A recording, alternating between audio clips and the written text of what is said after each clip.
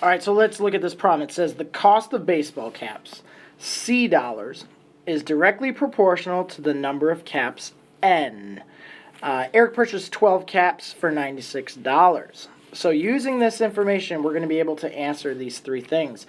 First one, find the cost of a baseball cap. So we know the cost varies directly to the number, and it's basically finding the cost. So we're going to plug in what we know. $96 was the cost times the constant times 12. So this is really saying 12 times what is 96? To get that, you divide both sides by 12. So you are permitted to use a calculator for this. 96 divided by 12 is $8. Now some of you may say, can't I just simply do the cost divided by 12? My answer is yes, that is what we did. The cost divided by 12.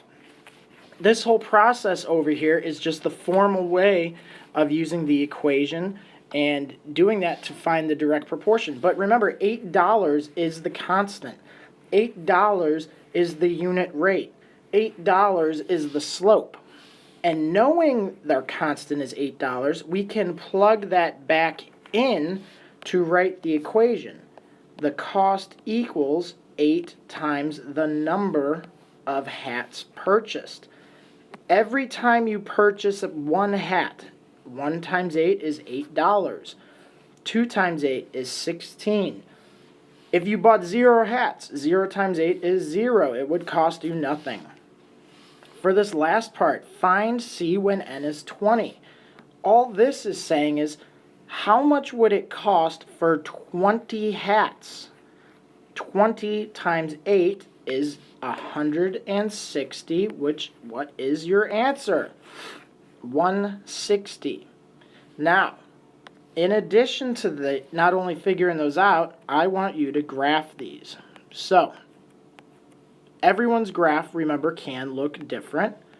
There is nothing wrong with everyone having a different graph and everyone's graph being correct. So, the bottom would be number of hats, and the left would be your money. So it's very important we label left and right. I'm going to always start at 0, 1, 2, 3, 4. Going up the left side, for the cost, I'm going to go in increments of 10. 0, 10, 20, 30, 40, 50, and 60. Now we will graph our plots. 0 hats cost $0. Also, you're going to want to make sure you use a ruler. And some of you may be able to figure out how to draw straight lines here and explain everything. If you can, let me know. I haven't figured it out yet. All right, $1 is one hat is $8, so that's estimated right here. $2 is 16, a little bit up. 3 hats would be $24. 4 hats would be 4 times 8 is 32.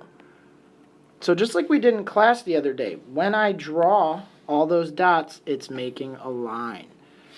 So not only are you going to be responsible for figuring out the answers, but also for graphing. This one says Elizabeth can type 275 words in 5 minutes. The number of words she types is directly proportional to the length of time she takes to type, T minutes. So, W equals something times T.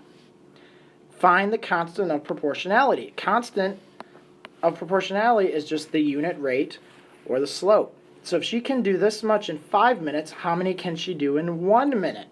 So then we would substitute it in. 275 equals something times 5. So divide both sides by 5. This cancels.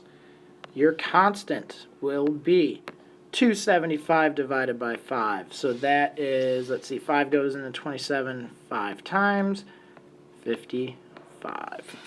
So 275 divided by 5 is 55. That is your constant. Knowing that, you can write your equation, because remember the constant is also the unit rate. So words in 1 minute, 55. 55 words in 1 minute. We put that in for the constant. How many minutes will it take her to type a 935-word document? If we take our equation right here, we know 935 words equals 55t. So we're going to divide both sides by 55. So this is really just a division problem. It is the number of words divided by the number of words per minute, and that will give you your time, or how many minutes. So we'll do 935 divided by 55, and we get t equaling 17 minutes. So there you go. That is it. If you got questions, let me know. Well, see you later. Bye.